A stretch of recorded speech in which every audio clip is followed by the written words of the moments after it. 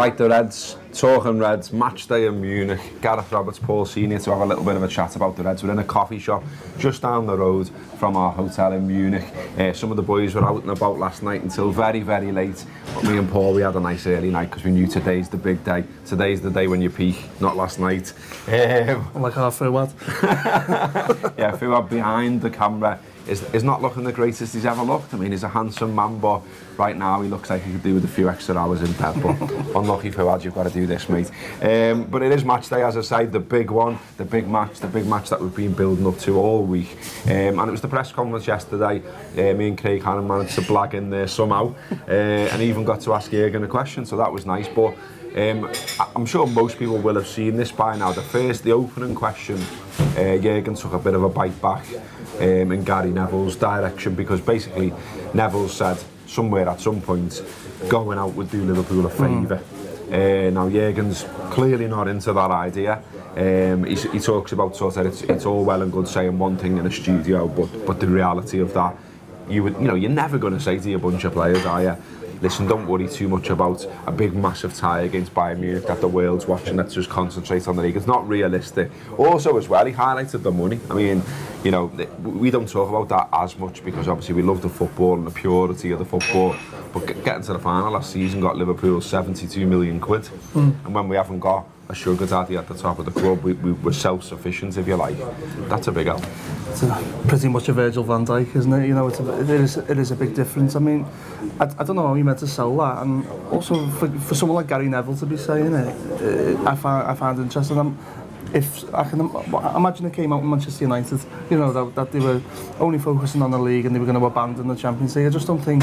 I think he would find that unacceptable there. So it should be the same for Liverpool. And that's what Jürgen was saying. Basically, he said, I kind of feel like this only comes at me when I'm a Liverpool manager and when the pundits are supporter of Manchester United. Quite like that neither. We have got a mild obsession with winning the league, and I understand why that question's being posed to a certain extent. But a couple of extra games, you can't say, listen lads, the priority's Fulham. How you sell that internally is not possible. So I don't think he's right. I think Liverpool now have got as much chance of winning the Champions League as they have winning the league. They're both going to be big tasks, but we're in it. We were finalists last year. No reason we can't get that far again. You're a win tonight away from the quarter-finals, and then you're only talking a couple of extra fixtures. Don't get me wrong, big, exhausting ones maybe. Great ones. But great ones. What are we in it for? Yeah. So, yeah, I don't understand, and I fully understand why Jürgen's biting back at it. I'm not being ignorant of Paul, by the way. I've just got my little agenda that I've quickly wrote out on my phone. I know people go, oh, what are you doing on your phone? Why he's talking? Just where my agenda is. Don't have a go. But I actually think there's something in it, what Jürgen was going on about as well. Because I can remember years ago, you used to see Manchester United fans say, oh, all the pundits are Liverpool and all this sort of stuff.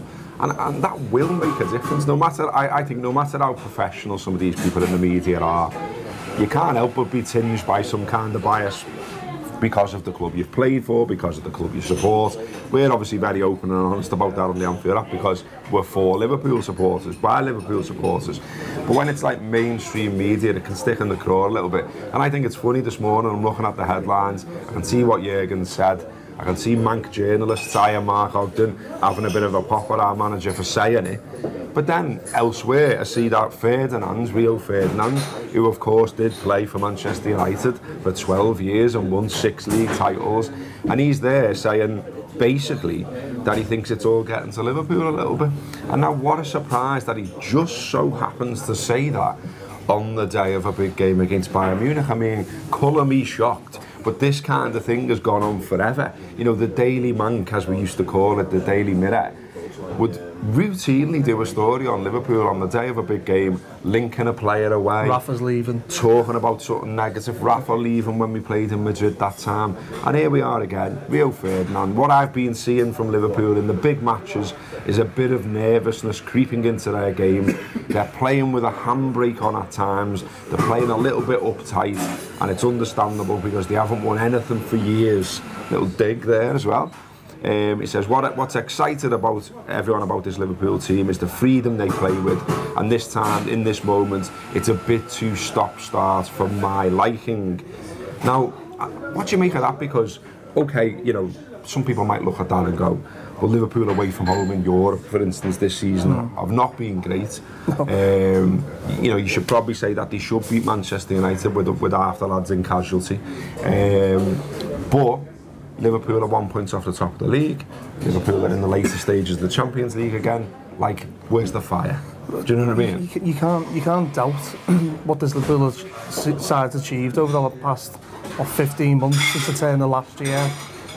It's been phenomenal, the improvement in the side. I mean, I think people need to remember we qualified for the Champions League on the last day last year. Don't get me wrong, we did have a distraction with the Champions League final up and coming. But all this Liverpool playing with a handbrake on, I mean, I watched us stick 5 past Watford, 4 past Burnley. Don't get me wrong. 5 past Arsenal. 5 past Arsenal.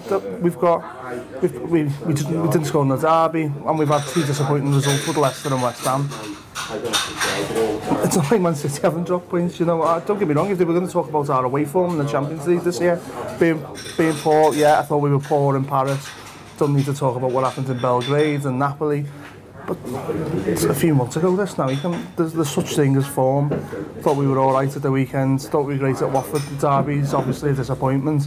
But there's no reason we can't come here tonight and get a result. And what a result that would be. You know, absolutely. Manchester United have got priorities as well, so does that mean even though they beat PSG, they've got to focus on the more attainable targets of getting Champions League football? So are they going to chip the Champions League as well?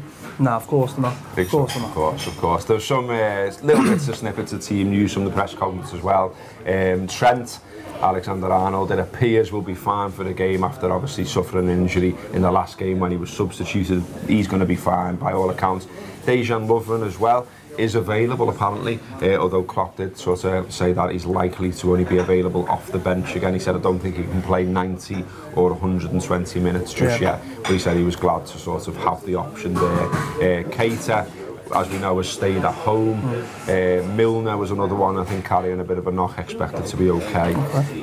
So what are you expecting from the side? I know we've done this before, but it's match day now, we know a little bit. We did it in the preview, but we were speaking about whether Keita would make it or not. So, yeah, I think we've got a team now that picks itself, if I'm honest. I don't think Milner will start, although Klopp has fancied him in the big games. I think if he would have been fully fit, there could have been a proper conversation around it, but I think the team's going to be the regular back 5, the regular front 3, and now I'm almost certain nailed, isn't it? Fabinho, Henderson and Ronaldo will be the midfield. I'm pretty convinced of it now, unless Adam Lallana has done enough to keep him in the manager's mind. I just don't think for this tie he will quite get the nod. Bayern as well. Bayern are missing players. There's doubts around Kingsley Coman and David Alaba, which we were talking about in our show with Max. Both of them expected to be alright, I'd say, today. Yeah, so. And then but there's no Joshua Kimmich, who's a big player for them. No Thomas Muller either. So yeah, but I fancy us. You know, I couldn't be sat here and not fancy us. I think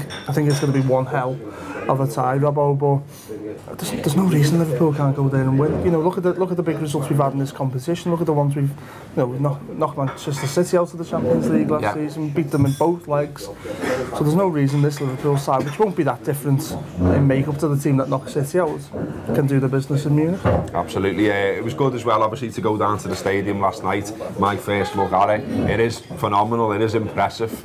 It looks great outside and inside, although it's in the middle of absolutely nowhere. There's nothing there. It's more in the sticks than Derby County. But once you get in, it is impressive. And, you know, I managed to ask Klopp a question, as I say. I managed to get in there just asking about atmosphere, because, you know, I've never been to that ground. And just because it's got 70,000 in it tonight, does that mean it's raucous? Does that mean it's mad? Or is it all a bit touristy, Manchester United type stuff?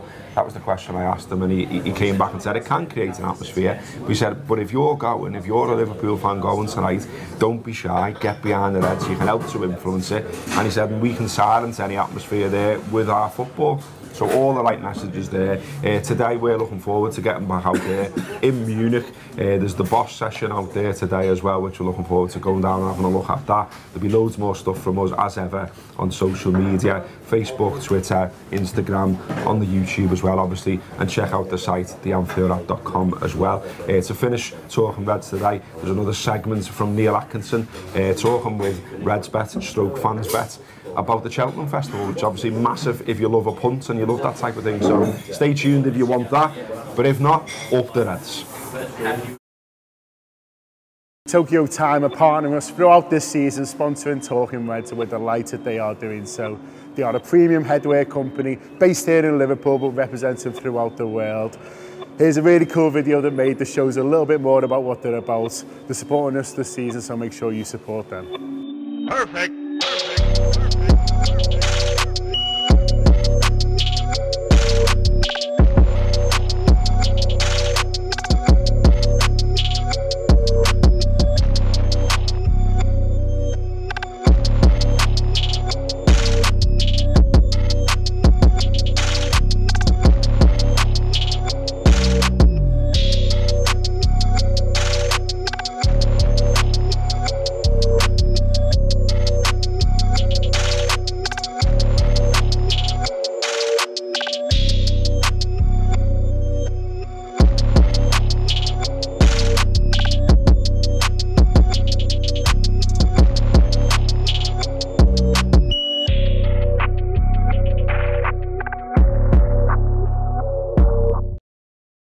With Sean Rogers, and normally we're picking the bones out of football matches at length, but here we are, hotel football, bit of Manchester living for you, and we're looking forward to Cheltenham. We are. I mean, I'm looking at a football goal at the moment, so I'm desperate to get a ball out. Oh, I know, it's unreal, innit? You just want to blam them. Yeah, I'm never going to score at Old Trafford for Liverpool, but I might just bag one in here tonight.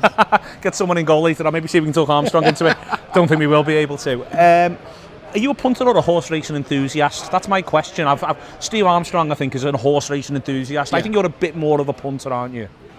Yeah, I'm a bit of both. I worked in a bookies when I was 18 and doing the night racing and Saturday, Sunday racing. You can't put a bet on, can you? Yeah. So when it's quiet in the shop, you know, this is, and sadly with my age, this is way before the days of WhatsApp and Twitter and stuff. So literally you just read the form and I'd have to pick horses to win. Yeah. And I couldn't put a bet on. So I actually became a bit of an enthusiast with it, really. I don't have to have a bet. I can watch the racing without having a bet, put it that way, and follow it. But yeah, I like the challenge of the punts. You know, my sort of OCD, autistic nature probably means that I like thinking the mathematical side of it, and also I'm a really sore loser and I like winning. So I think there's also that angle to it where, you know, I want to win and beat the bookies, so to speak. So what do you fancy? What do you want for the festival? Loads of winners and loads of money and loads of fun. I've got that thing at the moment where people are trying to put meetings in for the afternoon and you don't want to admit that you don't want to put it in for the afternoon because you want to watch the racing. So you're trying to come up with excuses to go, yeah, I'll have to do that in the morning, guys, because I'm doing X or Y, and no one's taking the hint right now, so it's getting difficult. I think it's Side the Glancy in the Supreme. I had an anti-post bet on that, and I had an awful one on Mellon in the Champion Hurdle, who might still run, but I think the price is much bigger than I got. But they'd be my two to look for. But I mean, to be honest, it's difficult because of the weather in Ireland this year. They haven't had any rain, yeah, so none of the horses have been out. You know, people like Willie Mullins and the leading trainers, they haven't really got the runs into the horses. So I would, Gordon Elliott aside, I wouldn't be surprised if the British do a lot better at this festival than they normally do, and whether Ireland comes strong in Punchestown like they normally do. But I think the British at Cheltenham could well do a lot better than they normally would do. So would you back more British winners than more Irish? Yeah, obviously I'll have a word with Steve later on and see what the odds are. But yeah, I mean, normally obviously the Irish are favourites to get the most winners at the festival, and year on year recently they've been increasing. I think the Brits this year might be a good bet, yeah. Excellent stuff, great to speak to Sean. We're going to chill out, the night's about to start behind us. You can see people taking the seats. More soon.